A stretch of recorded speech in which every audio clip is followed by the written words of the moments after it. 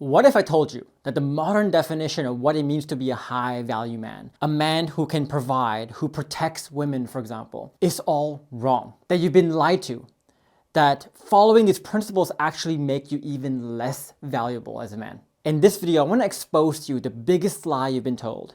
And it's probably why a lot of men today feel like they're doing so much to provide for their family, to provide for their wife, and to protect their wife. But no matter what they do, they feel like their wives can never appreciate it. They feel underappreciated. They feel not cared for. Because a lot of men these days are trained to provide and protect in all the wrong ways. And if you want to see more content that cuts through a lot of the BS and really bad advice on long-term relationships and gives you the exact thing you need to know to create that reconciliation that you want and to create that dream relationship that you want, then subscribe to this channel and also click that bell button as well to be notified when I post new videos every single week.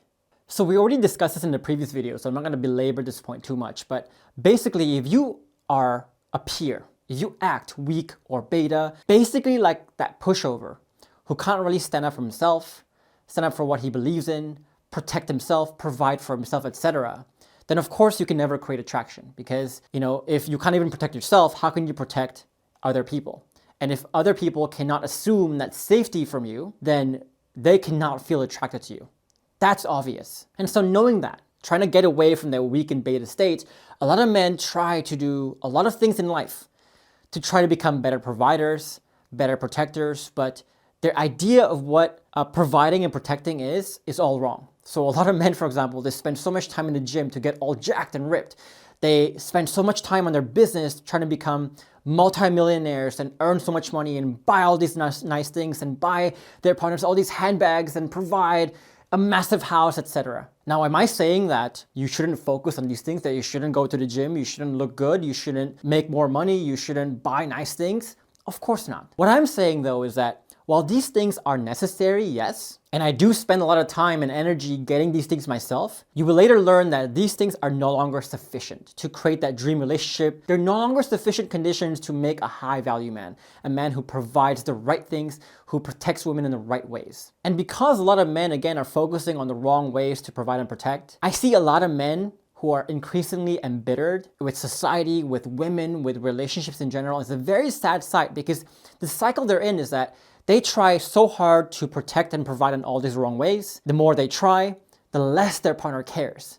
And when they see that their partner's not caring, the more they try and the less their partner cares.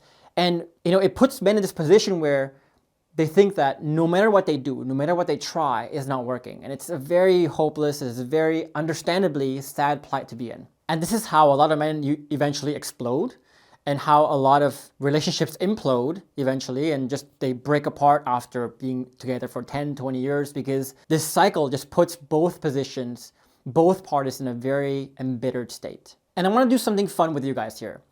After working with over 5,000 clients right now, I see a lot of men who fall into one of these 5 or multiple of these 5 categories of what it means to be protectors. And I want you to take a look at these 5 and see if you fall into one or more of these categories. So the first category is really what I call the financial provider and protector. So these are the men who really pride themselves on their ability to bring home the bacon, to provide nice things, a nice house, nice cars, nice clothes, nice handbags, nice gifts for their family. And you'll often see these people, they use money and gifts and material things as a way to gain a token of respect. So if, let's say, they did something wrong, these are the men who would buy nice things for their partner, for example, or they're trying to get some brownie points, they're going to buy some things from their partner, and they're going to use money as basically a chokehold on that relationship to establish their power. So whenever they're having an argument, for example, it always comes down to money, money, money. Who makes more money?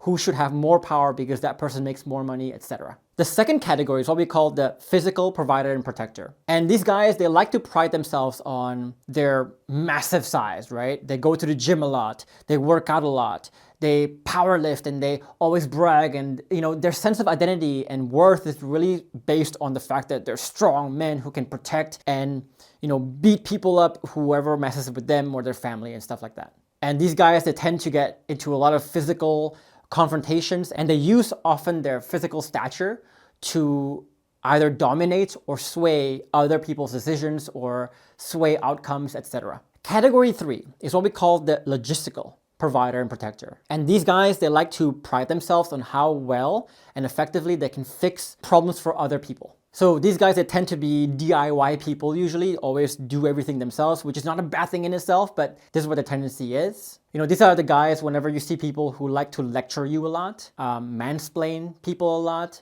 these are usually people in this category. And they love it when people bring problems to them or ask them for their advice, because this is an opportunity when they can assert their opinions, their thoughts, their solutions, fixes, etc. Number 4 is what we call the stoic provider. And the stoic provider pride themselves on how emotionless, how stoic, how Spock-like they are. These are the people who say, for example, like, real men don't cry, real men don't feel emotions. And these are the guys who really act like they're not bothered by anything. And the last category here is what we call the intellectual provider and protector. And this category of men is really close to number 3, where, they pride themselves on their intellectual knowledge and how much they know. These guys, you'll see them always debating other people on what's right, what's wrong, always the one asserting their opinions of what's right, what's wrong. And they're always the guys who always has to have the last word, always has to one-up the other person, always has to have a better argument, basically the last word. So if you look at these 5 categories, ask yourself for a bit, which one are you? And note that you can fall into more than one of these. These are just very extreme archetypes of what the provider categories are. You can fall to more than one of these. You can fall to one of these more than others. But just for yourself, like, which ones do you think you fall into? Leave a comment below. We'd love to hear some of your thoughts here. So again, a lot of men belong to one of these archetypes or more, because these has been traditionally what is defined in our society as what it means to be a male. Like, as a male, you have to provide one of these 5 things. But as you'll see here, in today's modern day and age, while these things are necessary still, they're no longer sufficient conditions for you to make the best provider, for you to become the best protector. So to understand why they're no longer sufficient, we need to understand, again, the Maslow's hierarchy of needs. So if you look at these 5 categories, and you look at the Maslow's hierarchy of needs, which levels do these 5 fulfill? Just take a moment, pause the video, look at this, both charts, and see which levels of human needs do they fulfill. You will quickly see here that all of these 5 really fulfill only the bottom 2 layers. At most, it can give you some physical safety, some intellectual safety, but that's it. No emotional safety and nothing above that. And if you, let's say, go back to the early 1900s, if a man were to be able to fulfill the lower level needs of just physical safety, just financial safety, and survival needs, that's both necessary and sufficient. But again, we don't live in the early 1900s anymore, guys. So again, while these 5 categories of values that a lot of men provide, they're still necessary. Yes, I'm saying they're necessary, but they're no longer sufficient, because, again, a lot of women now are looking for someone to fulfill their higher level needs. And this is almost like, if you, for lack of a better word, what I call value inflation of relationships. Just like how we have financial inflation, for example. So, if you lived in the 1900s, early 1900s, if you had $40,000, that's a lot of money. Right? But because of inflation, if you have $40,000 in today's day and age, it's all right, not so good anymore. So the $40,000 has become necessary and sufficient back then, but now the same $40,000 is necessary still, but it's no longer sufficient for you to live a really comfortable lifestyle. So again, it's the same thing here. What was necessary and sufficient back then in terms of like the value that men provide, it's no longer necessary and sufficient. Yes, it's still necessary, but no longer sufficient. Now, the problem though is that I see a lot of men who are basically stuck in the past. If you look at YouTube, for example, and you just look at a lot of these embittered men talking about relationships today and how messed up relationships are today, they're always looking at, oh, here's how relationships used to be back then. They always compare everything to back then. Because these men, they look at the value that they're creating today, and they realize that the value they're creating today is no longer sufficient, and they're upset about that. They're in denial, they're angry about that. But again, you being in denial of this, being angry about this, is like, someone today in 2023 making 40 grand a year, and always whining to people saying, back then when I was born in the 1940s, 40K was everything. Now society's messed up because my 40K doesn't go as far. Well, again, you can be in denial of this, you can be angry at this, but it doesn't change the fact that the inflation did happen, and it doesn't change the fact that what you have today is no longer sufficient.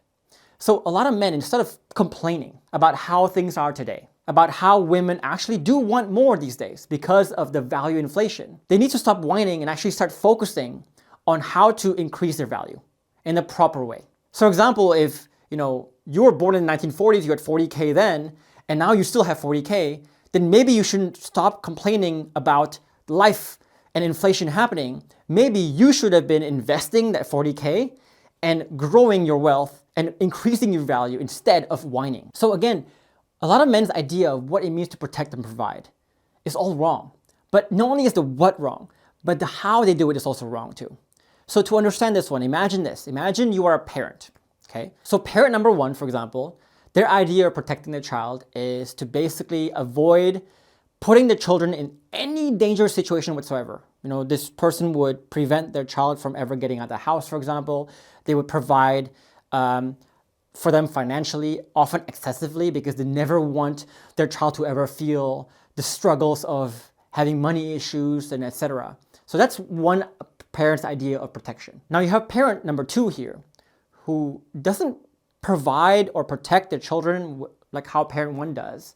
Doesn't, for example, prevent issues from happening into their lives, doesn't overprotect their children, doesn't provide them excessively in terms of financially, physical support, etc. But instead they teach the children in a way to support themselves by exposing them to issues, exposing them to problems, exposing them to financial issues and challenges, etc. Now, if you look at these two parents, who is the better protector?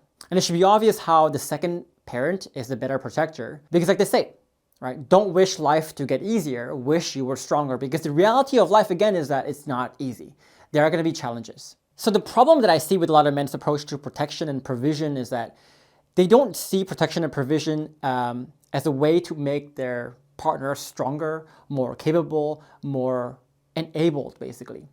They just use it as a way to prevent any bad things from happening, and they just want to make it easier for others. So if you look at the 5 categories that we gave you before, all these are basically you trying to approach your parent number one. But when you do this, you're actually making people a lot more vulnerable, and you're not allowing people to understand and learn how to protect themselves. But a lot of men actually like this because it means that their partner needs them, right?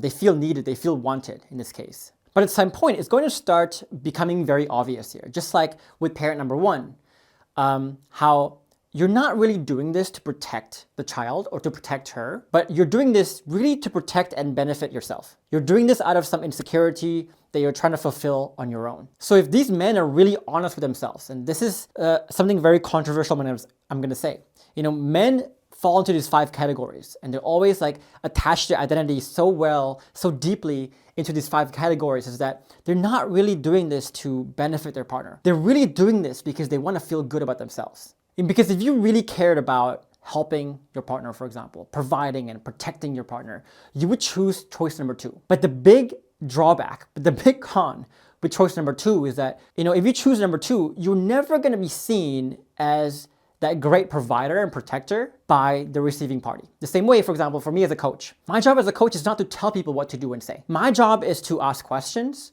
so that people can realize and get to their own learnings themselves. So the thing is that when people get to their own learnings themselves, they're not going to go in their heads, go like, oh, Jeff told me this and Jeff helped me realize this. So they'll never see me as that God that I want to be seen as, because all the learnings come from within. But that is what true protection and true provision actually looks like. True protection and provision does not look like me telling someone what to do and me giving someone all the things they need to realize and them seeing me like a god. That's just a very selfish motivation for providing and protecting. So now that we talked about the wrong what and the wrong how of what it means to provide and protect, let's talk about the right ways for a bit. So the first thing we need to understand is that we need to reach what we call the 3rd level of internal value. So to understand this 3 levels of internal value, let's imagine a cup, for example. So level 1 is when you have a cup, but the cup is not really full. So here, you are in the dependent stage. You are at what we call the dependent stage.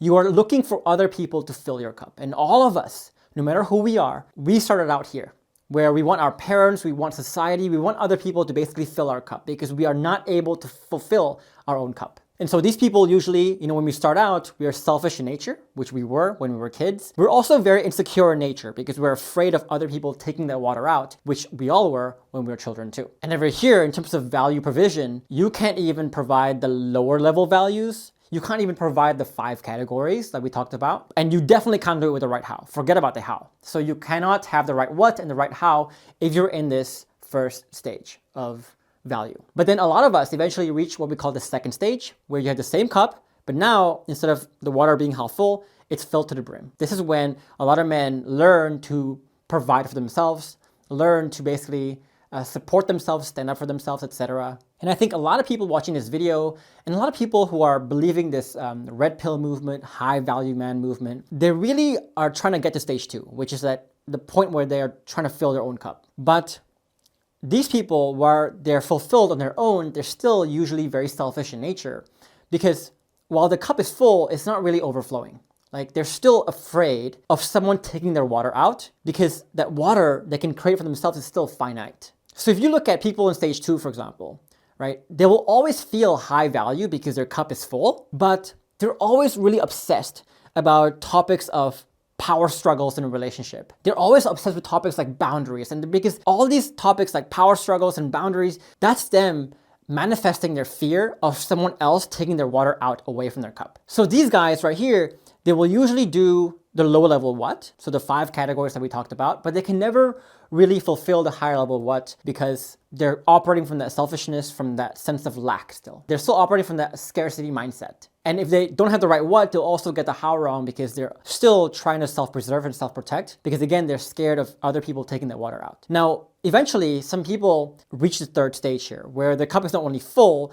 but the cup is now overflowing. So if you, let's say, have an overflowing cup right now, what do? You're going to try to look for other empty cups to fill. So, these people, they're no longer going to be obsessed about power struggles, topics of boundaries, and they're not afraid of other people taking water out. In fact, they're actively looking for someone to take their water now, right? This is the part where true leaders are born, where the true leader is not really concerned about filling their own cup anymore. They're now actively looking for who can I help? How can I help? And this is when you can start to operate with the right how, with the right what, where you're able to fulfill other people's higher level desires because you're no longer operating from that sense of lack, but you're going to do it with the right how to, with the right intention, with the right why as well, because now your intention is that you want to help others. You don't want to be seen as the God anymore. You don't want to be seen as the high value man anymore. That stuff doesn't matter to you anymore. All you're doing is just you're trying to figure out how to help other people, how to make other people higher value, how to fill other people's cups. And so really, if I watch my clients, true protection and true provision can only happen at level 3. But being level 3 is not something you can just appear as. You cannot just say you're level 3 and become level 3 and expect other people to believe that you're level 3. Being in level 3 is something you become. It's a state of being. And you get there by raising your self-esteem. And if you look at what makes up self-esteem is really 2 things, self-worth and self-efficacy. So you build self-worth, your sense of basically your self-worth, how much you're worth, by working on those internal shifts. So the more victim mindsets, the more untethered you become, the more bulletproof you become, the more you increase your self-worth. The other side, self-efficacy, is really your confidence in your ability to get shit done, basically, to accomplish what you want to accomplish. And so when you master the frameworks, when you can start to understand how to lead conversations in very effective ways, that is how you grow your self-efficacy. And so if you build your self-worth and you build your self-efficacy, you build your self-esteem. And when you build that, you also reach that third level of value that we talked about. And that's where you can really start to provide and protect in proper ways. Which is why if you look at our program curriculum, it's designed for you to first work on your internal shifts, work on that self-worth, and then we also teach you the frameworks to work on that self-efficacy. And once we have that, that's where people start to get the results. And once you reach that third level of internal value, the second step is you want to start using that to build the 5 pillars. So again, look at Maslow's hierarchy of needs here and look at the 5 pillars on the other side. If you were able to create the 5 pillars, so having the right what, but also create the 5 pillars in a correct way, will you not fulfill the highest levels of Maslow's hierarchy of needs? You'll see very quickly that it does. And when you can provide 10x of the 5 pillars, you are naturally going to create value in a way that's not only the necessary value, but also the sufficient value as well. And if you look at a lot of my clients like Spencer Davis, for example, his wife literally shows him off every single chance she gets. Because the value that he's creating in the relationship for his wife is so high that in his wife's eyes, there is nobody that can actually create as much or higher value than what Spencer Davis can. And that is when your relationship will become literally unbreakable. And number 3 is learn the right how by understanding the difference between doing something out of power and doing something by force. So if you're doing something by force, I want you to imagine pulling something. You are using manipulations to get something, to get an outcome. You're thinking about self-gain or self-elevation as the main goal. Your mindset is like, you want to get others to need you. You want to make others feel like they need you because you want to feel wanted. And it's a very you versus me dynamic. And usually you are trying to get someone to do something. You are trying to manipulate the outcome out of very fearful or fear-based tactics or strategies. Now, if you contrast this with power, what real power looks like, it's about attracting and inspiring. The main focus here is really about how can other people gain and how can I elevate other people rather than how can I elevate myself. The focus is on getting others to want you and not to need you. The focus is, you and me versus the problem rather than you versus me. And the last thing is that, you're getting followers here if you're doing via power, but the followers are there out of desire, not out of fear. And this is the subtle skill that a lot of my clients learn of how to act via power and not force. And this is really what is going to add fuel to that fire. So once you have the right what, you are adding fuel to the fire of the what by having the right how. And this will define how they use the frameworks, how they provide, how they protect, how they do everything in a relationship. And the last part here is really you need to make this part of your identity because, the most important thing that my clients learn is that you need to learn how to create the right what and with the right how, not just sometimes, but all the time, to the point where you cannot get it wrong anymore. So do you remember that 40K analogy that we had earlier, where we said you need to take the 40K that you had and make the right investments so that you can grow your wealth over time? Well, not only do you need to make that investment financially, but you also need to make that investment internally as well. And so in our program, we teach you the right internal skills and the right external facing skills like the frameworks for you to naturally increase that value. So if you want to make this investment for yourself to really start to increase your internal value, then you can join me in my masterclass on the 5 proven steps to rebuilding your relationship from the ground up. In that masterclass, I'll show you the exact steps that all my clients follow to increase their internal value, to eventually re-attract their partner no matter how dire the situation is in the beginning. So if you want to join me in the masterclass, I click the link above my head or also down below this video. Hope that was helpful for you guys. And for now, I'll see you in the next one.